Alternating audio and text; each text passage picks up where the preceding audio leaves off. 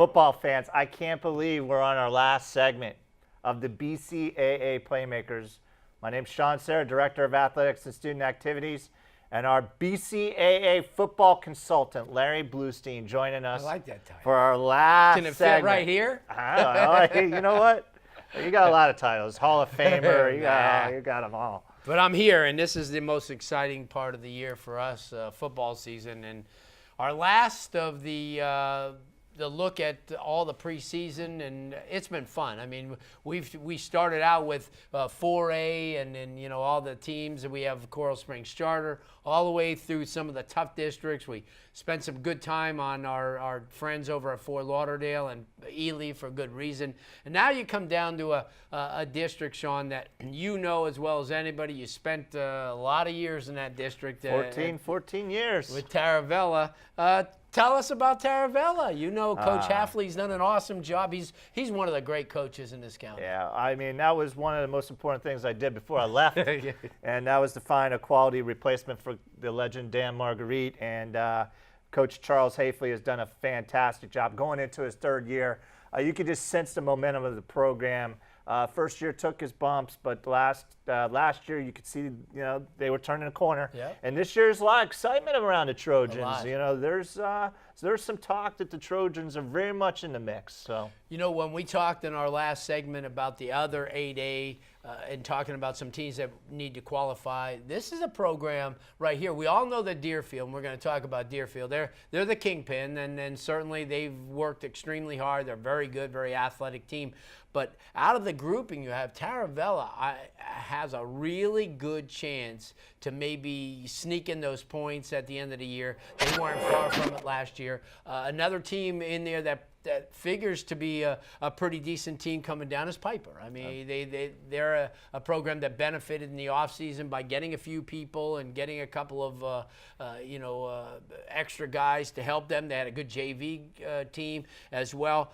Monarch, we all been watching, new coach there. Yeah. They started having the momentum. They had it a couple of years ago. Then things went for a couple of years when Coach Dodaro was trying to get things back, and now they're gonna have to rebuild. There's a lot, but there are talent to do it. Coral Springs, Coach Vinny Zaccardi, he's been there in place for a few years, has his little thing going, and then obviously we'll talk about Deerfield Beach, a program that probably has as many young athletes, class of 2020 for those of you listening, those are juniors, of anybody in the state. They're loaded. They have a lot of talent. They just had their linebacker, Jamon Eford, commit to Oregon, which is one of the first for Broward County. I don't ever remember a kid going all the way out there. And then, obviously, Douglas. This is Coach May. They're getting a chance to go up to Georgia. Quality guy. Yeah, quality guy, quality team. Everybody, I don't have to remind you. You're being reminded enough. But we've had an opportunity to be with them more than any. We bonded with a lot of the kids on the team over the last couple of years. Coach Quentin Short, who has done an awesome job. And this year is a special year for them. There's a lot of dedication going on for the students, the coaches that lost their lives. So there's a lot to be optimistic about for Coach May and the Eagles. And we mentioned they're going to Georgia. They absolutely are. I mean, you got Douglas and Deerfield traveling out. Yeah. Of the state of Florida and Taravella, actually. Yes, you got that's 3 right. They're teams, going too. So, we got a little momentum heading north. So, but empty nesters. Yeah, exactly. But you know what? At Miami Dolphins Media Day, there wasn't a coach in that district that I didn't talk to, or you didn't talk to, that didn't think that they could win that district, despite the fact that Deerfield's got a stranglehold on it.